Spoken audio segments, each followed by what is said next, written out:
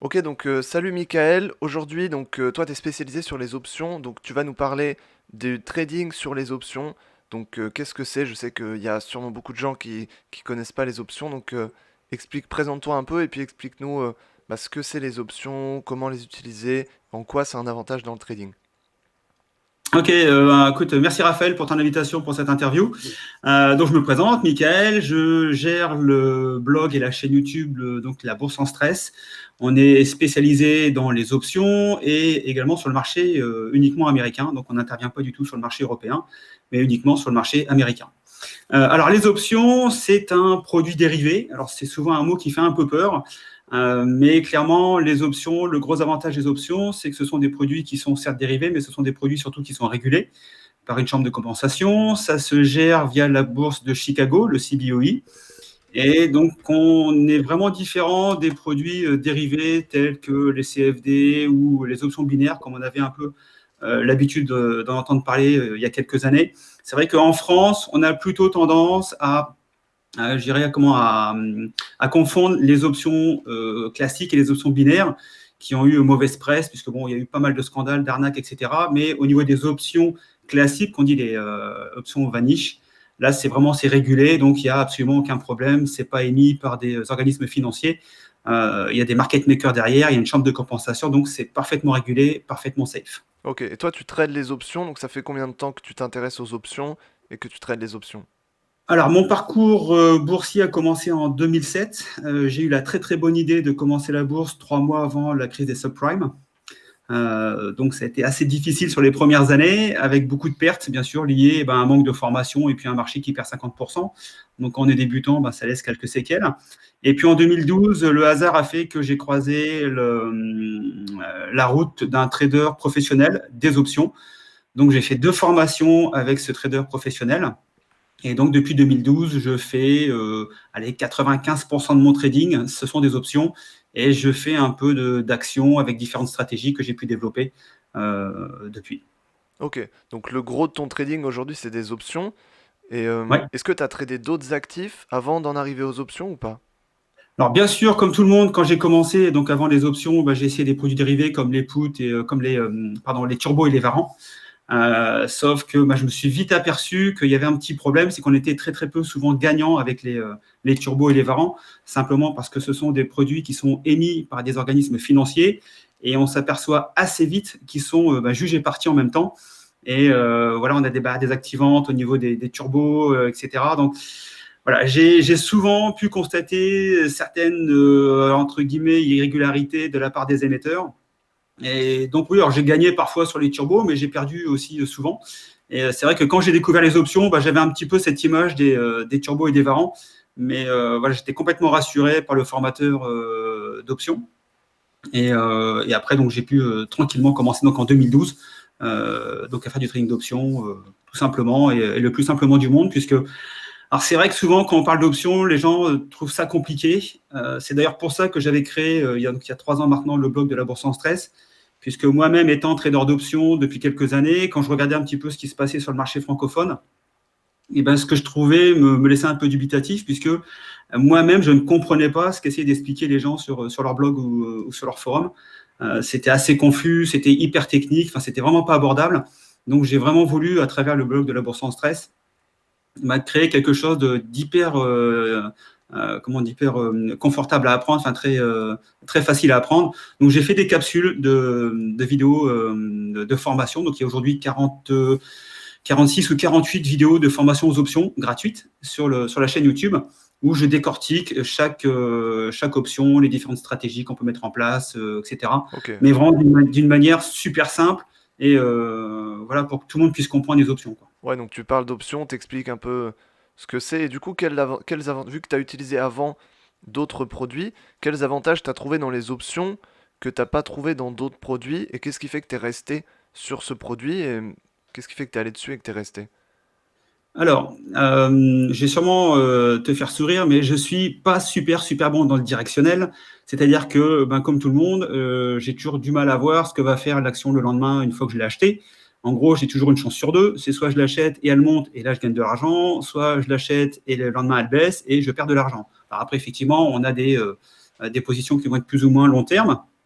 Mais clairement, voilà, c'est quand on achète une action, il n'y a pas 50 solutions. Si on veut gagner, il faut absolument qu'elle monte, sinon on perd de l'argent. Et j'ai découvert avec les options des stratégies où je n'avais pas besoin d'avoir raison sur la direction de l'action. C'est-à-dire qu'il y a certaines stratégies au niveau des options où que l'action monte, stagne ou baisse, je gagnerai quand même de l'argent. Alors certes, beaucoup moins que si l'action devait décoller de 50 ou 80%, comme c'est arrivé. En plus, cette semaine, on a eu des phénomènes extraordinaires avec les fameux short squeeze. Mais clairement, ça m'a permis de gagner beaucoup plus souvent, alors certes des plus petites sommes, mais je collecte régulièrement ce qu'on appelle des primes ou des premiums, et ça permet de faire monter le portefeuille sans pour autant avoir le stress de savoir si le lendemain l'action allait monter ou descendre, etc.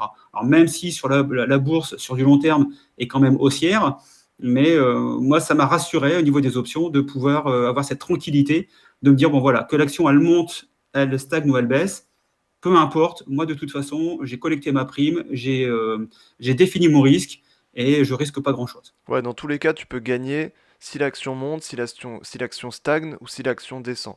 Ok. Sur certaines stratégies. Après, il y a des stratégies, notamment sur les achats de call, qui est vraiment la stratégie la plus simple que moi j'apprends aux débutants, qui est en gros l'équivalent de l'achat d'une action. C'est-à-dire qu'on achète une action, elle monte, on gagne. Avec l'achat de call, c'est exactement la même chose.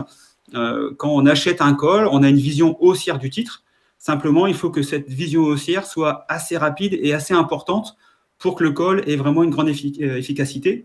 En plus, avec un achat de call, ça permet de ne pas investir autant que si on devait acheter des actions. Si je prends un exemple tout simple, quelqu'un qui veut acheter 100 actions Apple à, on va dire, allez, je vais prendre un prix à 100 dollars pour résumer, là, clairement, il faut sortir 10 000 dollars tout de suite pour acheter les 100 actions.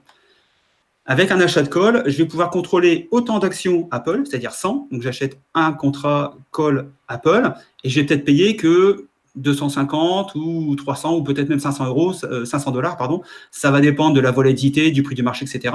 Mais pour un investissement qui va quasiment être, allez, je dirais peut-être 20 fois moins important, je vais pouvoir contrôler le même nombre d'actions. Ok, ouais, donc Donc, ça ça c'est permet, intéressant. voilà. Ouais, donc c'est ce qu'on appelle un peu l'effet de levier également. Oui, il y a une sorte d'effet de levier, c'est ça, sur les options. Ouais. Il me semble que c'est pas trop utilisé. C'est pas un produit qui est très utilisé dans le milieu francophone, on n'en entend pas trop parler. Alors, francophone, ça dépend où, parce que les Canadiens l'utilisent beaucoup, parce Ouais, qu'ils ont encore ils ont cette mentalité nord-américaine. Mais c'est clair que, à ma grande surprise, sur le marché français, vraiment franco-français, il y a très très peu d'utilisateurs des options, même si ça commence depuis 2 3 ans à se démocratiser, puisque maintenant il y a pas mal de blogueurs qui commencent à se mettre aux options. Je vois de plus en plus de vidéos de qualité qui arrivent sur YouTube où voilà, les gens expliquent les options et je trouve que c'est génial. Alors, c'est vrai qu'au niveau européen, moi, j'ai discuté avec des brokers. Ils sont assez surpris eux-mêmes du manque d'intérêt des options pour les Français, alors que c'est un produit qui est très connu chez les Anglais, les Hollandais, les Allemands, même les Espagnols sont très friands d'options.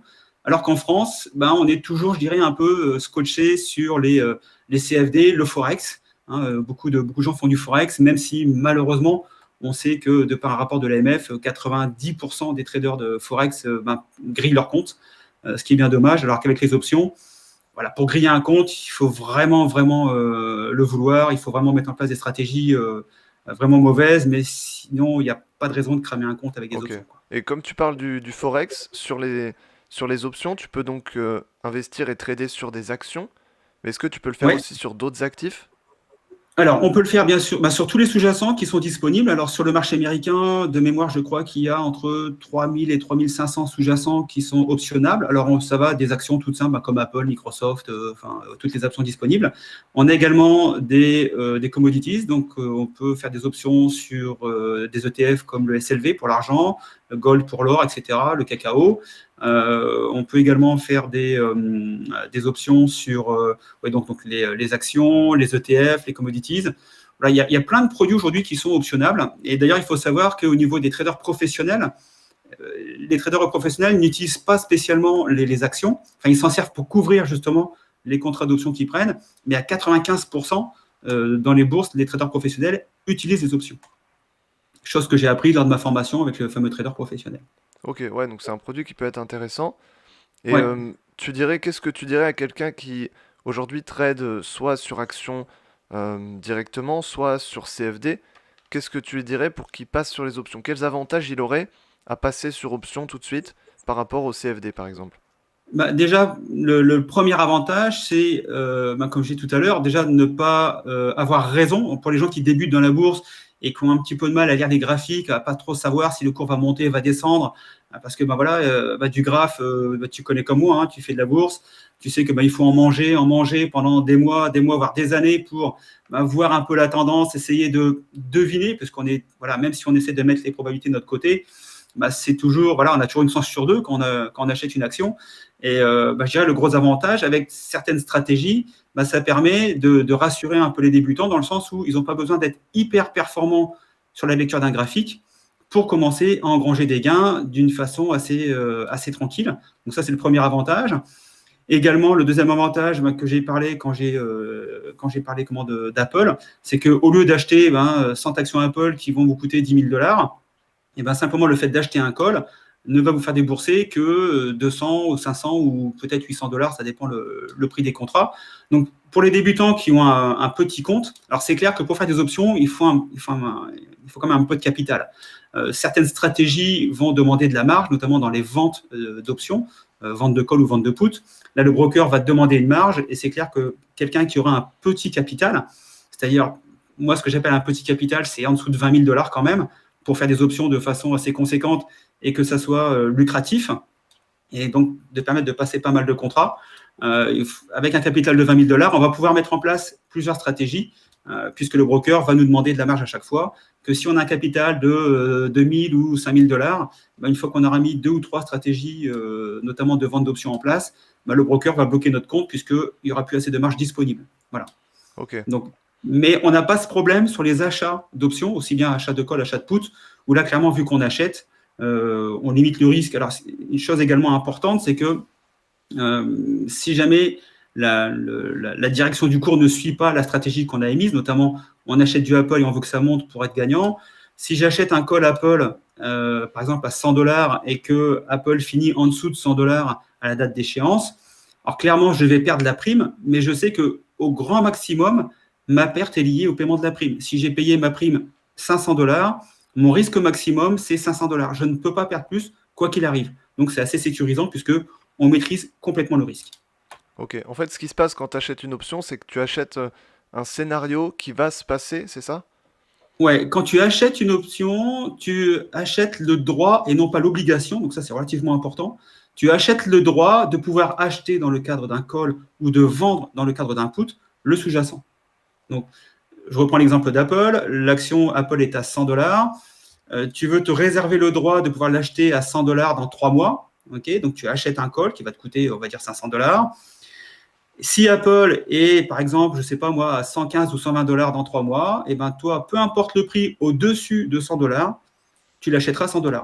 Donc, si l'action, elle vaut 120 $, tu vas les acheter à 120 puisque tu as payé pour avoir ce droit. Donc, tu achètes à 100, ce qui vaut 120.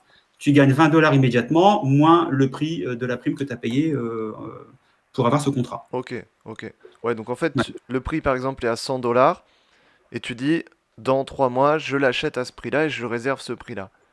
tout à fait. Tu achètes le droit de pouvoir te rendre acquéreur au prix que tu as déterminé parce que tu vois un scénario haussier, par exemple, sur Apple. Voilà. Ok, ok. Et du coup, si le prix descend en dessous de 100 $, du coup, tu es en perte sur cette option, c'est ça?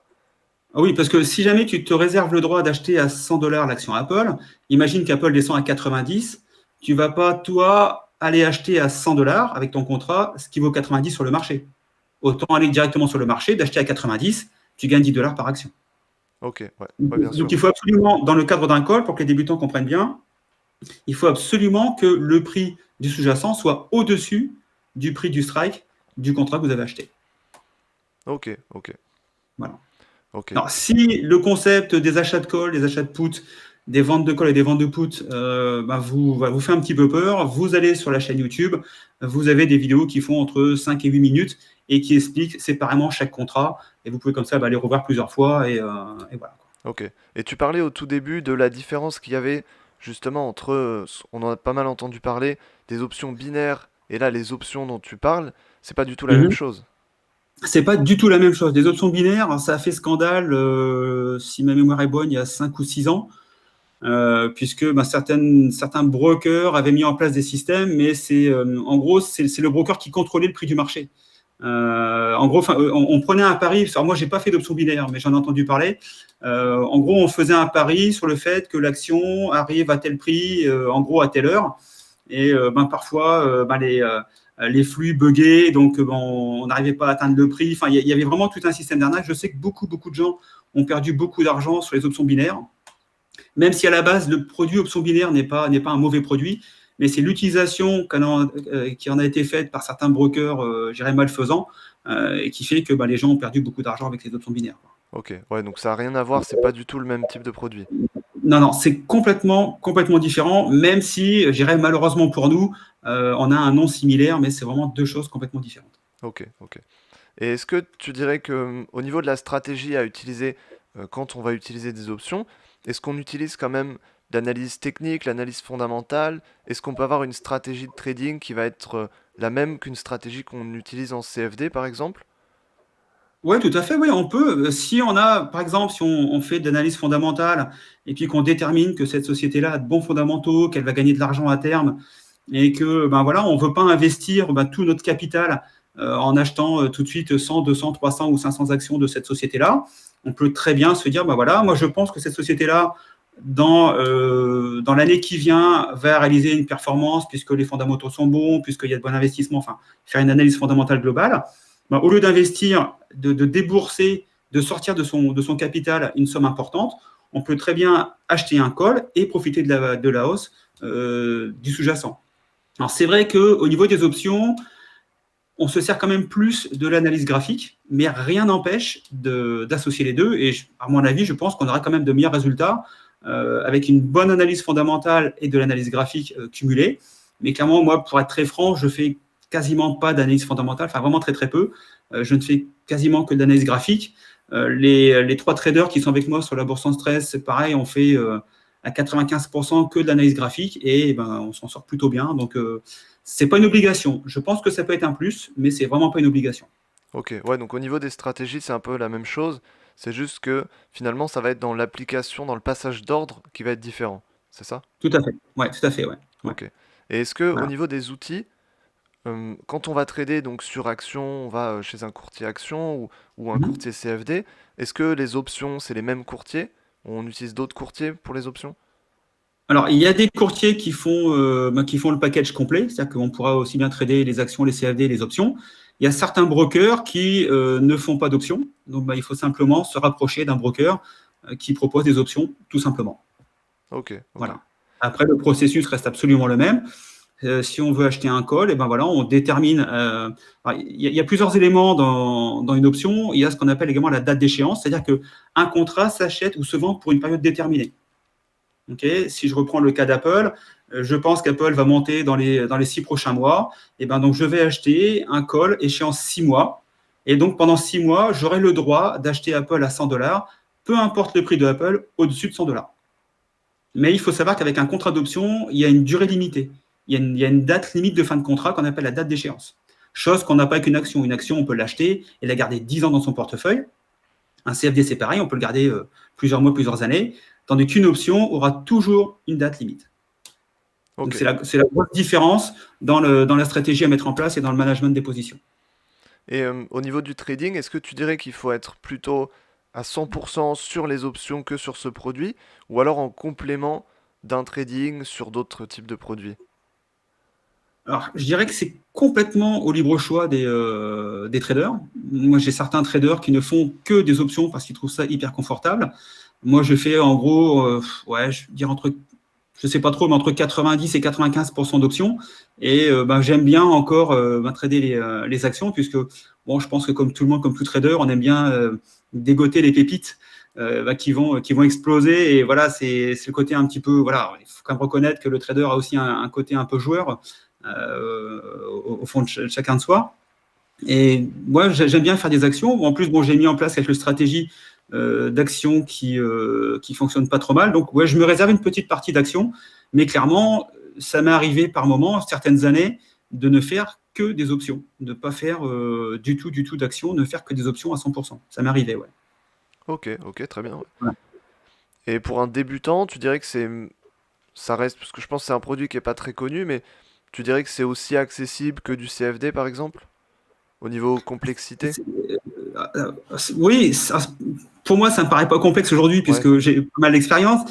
Mais oui, c'est clair qu'un débutant qui arrive sur les options, en gros, il a quatre choses à apprendre. Il faut qu'il sache ce que c'est qu'un achat de call, une vente de call, un achat de put et une vente de put. Et une fois qu'il maîtrise ces quatre contrats, c'est uniquement avec ces quatre contrats qu'on va pouvoir mettre en place des dizaines de stratégies.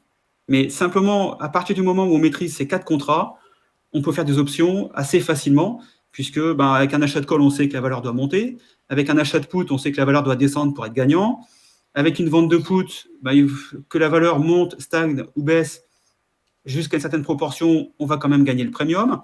Sur les ventes de call, c'est pareil. Alors sur les ventes de call, je vais simplement émettre une petite alerte que vous verrez d'ailleurs sur les vidéos. On ne vend jamais de call à nu. Call à nu, c'est-à-dire que on n'a pas les actions en portefeuille pour couvrir. La vente de call se fait en couverture d'une position déjà dans le portefeuille. Alors, si c'est un peu technique, je vous propose d'aller voir les vidéos où c'est expliqué. Sinon, on va passer une demi-heure à expliquer la ok. stratégie. Mais C'est-à-dire que t'as des actions en fait en portefeuille et tu vas ouais, couvrir la position inverse avec une option, c'est ça? en gros, c'est comment expliquer ça? Si voilà, j'ai 100, alors je reprends toujours mon action Apple, parce que tout le monde connaît Apple. Donc j'ai 100 actions Apple dans mon portefeuille. Je les ai achetées 100 $ et puis je vais vendre un call, peut-être 120. Ça veut dire que si l'action dépasse les 120, je vais être obligé de livrer mes actions à l'acheteur du call qui lui a acheté un call à 120. Ok, d'accord. Ok. Je t'ai pas perdu? C'est Non, bon? non, c'est bon. Je pense que c'est bon. Donc simplement, si Apple est à 125 à date d'échéance, eh ben, je vais être obligé de lui donner mes actions Apple à 120. Okay, si par contre Apple ne va pas à 120 $, je garde mes actions et je garde la prime du call que j'ai vendu.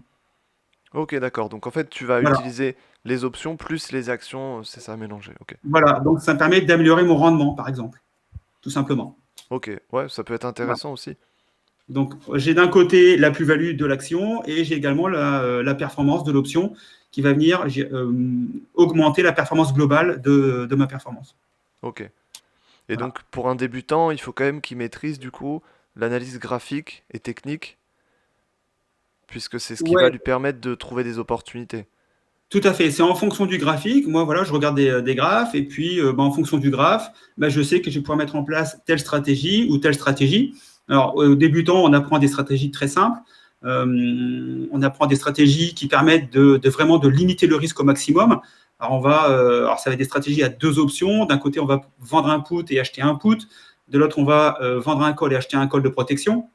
Bon, ça paraît un peu complexe au départ, mais une fois qu'on maîtrise les quatre stratégies de base, enfin les quatre options de base, c'est très très rapide à comprendre. Et une fois en gros qu'on a fait deux stratégies, bon voilà, on a compris le principe et c'est vraiment très simple. Hein, il faut vraiment désacraliser les options, même si ça paraît un peu compliqué, mais c'est vraiment très très simple. Il y a juste voilà un apprentissage. C'est comme tout, hein, comme tout ce qu'on fait dans la vie. Il y a juste un apprentissage à faire au départ. Et une fois qu'on a fait cet apprentissage qui est relativement court, après les options, c'est vraiment du bonheur, quoi. Ok, ouais. Ouais, mais c'est un produit qui est intéressant, je pense. Quel conseil tu donnerais à quelqu'un qui veut se lancer dans le trading en général, sans forcément... Enfin, qui se demande justement s'il faut qu'il utilise les options ou pas, et qui veut se lancer dans le trading, quel conseil tu lui donnerais? Ah bah le conseil numéro un, se former.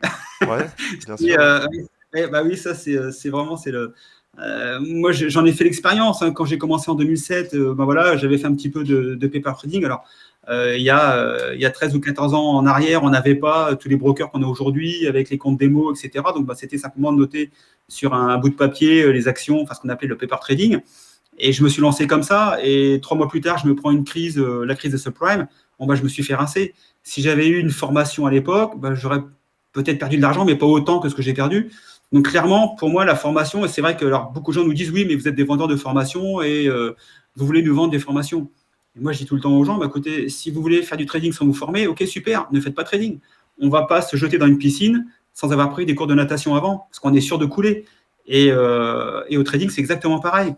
Alors, vous pouvez soit prendre votre temps et puis vous former tout seul, parce qu'aujourd'hui, à travers les vidéos que tu mets, que je mets, que beaucoup de YouTubeurs mettent sur Internet, on peut arriver à avoir un minimum de connaissances.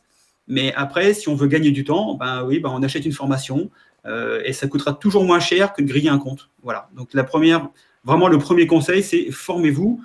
Ou si vous voulez pas vous former, pas de problème, mais ne faites pas de trading. Voilà. Donc ça, c'est la première chose.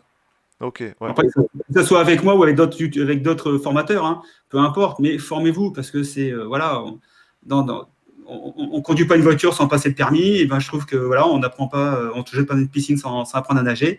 On ne fait pas de trading, même si ça paraît simple, parce qu'il y a aujourd'hui beaucoup de youtubeurs qui vendent du rêve et qui voilà, se baladent avec le combo jet Lamborghini ou jet Ferrari. C'est pas ça le trading, quoi. Enfin, c'est pas. Voilà, c'est vendre du rêve, c'est facile, mais les résultats, on les connaît derrière, c'est souvent beaucoup de pertes d'argent. Ouais, ok, bah oui, bien sûr, bien sûr. Je pense qu'un débutant, faut vraiment commencer par se former, acquérir les bases, les stratégies nécessaires pour pouvoir trouver des opportunités, en tirer profit, et puis ensuite persévérer, et c'est comme ça que les résultats viennent. Surtout que sur Internet aujourd'hui, il y a, honnêtement, moi je trouve que le niveau d'éducation sur Internet augmente pas mal. Plus il y a d'intervenants, plus on a des intervenants de qualité également. Aujourd'hui, un débutant, s'il passe quelques heures sur YouTube, il peut déjà commencer à comprendre ce que c'est qu'une résistance, ce que c'est qu'une moyenne mobile, pourquoi quelques figures classiques de bougies japonaises. Il y a vraiment aujourd'hui matière à se former basiquement quasiment gratuitement, quoi. Donc, ne perdez pas votre temps. Voilà, formez-vous et seulement après, lancez-vous sur le marché. Ok, ouais. Voilà. Et puis après, il faut choisir. Effectivement, on peut faire des options. Bon, moi, je vais prêcher pour ma paroisse, mais je trouve que voilà, après un petit temps d'adaptation, c'est quand même assez facile. On peut faire effectivement des actions, on peut faire des dividendes, on peut faire plein de choses. Donc, il y a plein de façons de trader. Je pense qu'il faut déjà déterminer son objectif euh, de, de gain à terme. Est-ce qu'on investit en bourse pour sa retraite? Quelqu'un qui a 25 ans aujourd'hui, qui se dit, voilà, moi, je veux investir dans la bourse pour ma retraite, va peut-être acheter simplement 50 ou 100 euros d'actions tous les mois et puis il va mettre ça sur un portefeuille et au bout de 20 ans, de toute façon, il sera gagnant. Que quelqu'un qui veut vraiment faire du trading pour avoir un revenu mensuel, ce sont deux approches différentes. Donc, il faut déjà déterminer ses besoins, ses objectifs, pardon, et après, seulement mettre en place des stratégies correspondantes. C'est ça, ouais. Trouver Ouais. son profil d'investisseur, ses objectifs, et Mm après -hmm. définir quels outils on va utiliser, quelle stratégie. Ouais. Sur Internet, il y a des gens qui font des portefeuilles dividendes, qui ont des gros portefeuilles et qui voilà, prennent 5, 8, 10% par an uniquement avec des dividendes. C'est une stratégie. Voilà, c'est du long terme. Est-ce que ça correspond à votre besoin aujourd'hui? Ça, après, c'est à vous de voir, quoi. Ouais, c'est ça, c'est ça. Et quel Voilà. conseil tu donnerais à quelqu'un qui veut commencer le trading, mais qui veut commencer sur option? De venir sur ma chaîne Ouais, pour commencer à apprendre ce que c'est qu'un contrat call, un contrat put. Et puis, voilà, aujourd'hui, il y a des brokers qui proposent des comptes démo en option. Donc, on peut faire des options sur un compte démo. Moi, je trouve ça super puisque ça permet d'apprendre. Alors, au début, on va commencer avec deux, trois stratégies assez basiques. Et puis, on va voir si ces stratégies-là fonctionnent ou est-ce que on a mis la stratégie au bon moment, donc de pouvoir caler la bonne stratégie au bon moment. Et puis, si ça marche, si 10 fois de suite, vous avez réussi à avoir des gains sur les options, vous pouvez peut-être vous dire que je peux peut-être commencer à mettre un petit peu d'argent réel sur un vrai compte et puis commencer à faire des stratégies d'options relativement simples. ok. Voilà. Ouais, Voilà. donc en Mais alors, premier... surtout, ouais, alors, excuse-moi. Vas-y, vas-y. Euh, euh, Moi, ce que je recommande vraiment, c'est de passer sur des stratégies simples. En gros, achat de call, achat de put. Vente de put, ça peut être un peu plus risqué puisque là, on a un risque qui est un peu plus important. Mais voilà, on peut déjà commencer avec deux stratégies basiques d'achat de call, achat de put. Il y a deux stratégies très simples avec deux options qu'on appelle les credit spread, donc credit call spread ou credit put spread, qui sont deux stratégies hyper simples, hyper sécurisées. Et moi, je trouve que c'est parfait. C'est ce que j'apprends à mes étudiants débutants. C'est les quatre stratégies que je leur apprends parce que ce sont les plus faciles et surtout les plus sécurisées. Donc, ça limite vraiment le risque au maximum, surtout quand on débute. Ok, ouais. Donc en premier, un débutant, faut d'abord qu'il se forme, qu'il apprenne les Ouais. bases, qu'il puisse définir son objectif, construire sa stratégie et puis qu'il puisse Mhm. s'entraîner, que ce soit sur options ou sur d'autres produits. Tout à fait. Ok, bah super. De toute façon, s'il y a des questions, les gens peuvent laisser un commentaire sous la vidéo et on y répondra. Oui, bah, Est-ce bien sûr, moi je serai complètement ouvert à répondre aux questions que les gens poseront sous la vidéo. Ok, Absolument, parfait. pas de problème. Est-ce que tu as Voilà. quelque chose à rajouter, à partager aux gens par rapport à ce qu'on a traité? Non, bah, je venais découvrir les options. Ne pensez pas que c'est hyper compliqué. C'est relativement simple. Moi, toutes les personnes que je connais, parce que je fais partie d'un groupe de traders d'à peu près 150 personnes, puisqu'on a appris les options avec le même formateur. Donc, on fait partie d'un groupe aujourd'hui et toutes les personnes qui ont fait ces formations options aujourd'hui ne font pas que ça, mais à 80-90% ne font que des options puisque c'est vraiment hyper confortable. Il faut juste passer, je dirais, le petit cas psychologique de se dire, OK, non, c'est pas compliqué, il y a juste voilà, des choses à apprendre, mais après, c'est super simple et c'est vraiment du bonheur, quoi. Ok, super. Et si les gens Voilà. sont intéressés par les options, ils peuvent te retrouver sur ta chaîne YouTube aussi? Ouais, donc on a une chaîne YouTube maintenant depuis 3 ans. Il y a à peu près 40 heures de mémoire, 46 ou 48 vidéos gratuites de formation aux options. Donc je pars vraiment de la base. J'explique ce que c'est qu'un contrat call, un contrat put. Je donne à peu près des différences entre le trading d'action, le trading d'options. J'explique des, des points un peu différents, comme la date d'échéance, la prime, comment se calcule une prime, etc. Et j'aborde quasiment toutes les stratégies relativement basiques pour que les gens puissent comprendre le process de la stratégie et après puissent les mettre en place sur un graphe et sur leur compte, tout simplement. Voilà. Donc, voilà, vous pouvez venir sur la chaîne et vous regardez un peu toutes les vidéos. Vous pouvez bien sûr poser des questions et vous verrez que j'ai déjà répondu à pas mal de questions. Et puis voilà, après, si vous voulez faire une formation, eh ben, vous me contactez et puis je fais également des formations options. Ok, parfait. Parfait, bah en Voilà. tout cas, merci d'être venu justement pour nous expliquer un peu ce que c'est les options en détail et comment les utiliser. Mhm. Donc, de toute façon, les gens peuvent te retrouver sur ta chaîne YouTube. Ouais, donc il y a également un blog où je Ouais, publie aussi, quelques ouais. articles également, mais c'est vrai que le gros de l'information est quand même sur la chaîne YouTube. Et en plus, toutes les semaines, Philippe, donc mon collègue et moi-même, faisons une analyse sur le marché américain. Et parfois, on parle également des options, des choses qui peuvent être mises en place avec des achats de call possibles. Moi, quand pareil, je fais des ventes de put aussi. Moi, je dis voilà, j'ai vendu un put sur tel sous-jacent, etc. Donc, on donne aussi parfois quelques indications. Alors clairement, ce ne sont pas des recommandations, puisqu'on ne sommes pas des conseillers financiers, mais ce sont simplement des positions que nous, on a prises et bon, voilà, on les partage simplement lors des analyses. Ok, bah Simplement. super, très bien. Bah merci d'être venu en tout cas pour nous expliquer les options et de toute façon, les gens peuvent te retrouver. Bah, écoute, Raphaël, moi, je voulais te remercier de participer à la démocratisation des options. Je pense qu'on en a besoin en France et il y a encore beaucoup, beaucoup de boulot et je te remercie vraiment aujourd'hui de m'avoir donné la possibilité de pouvoir parler des options à nos amis français. Ok, bah super, super, merci. Merci à toi.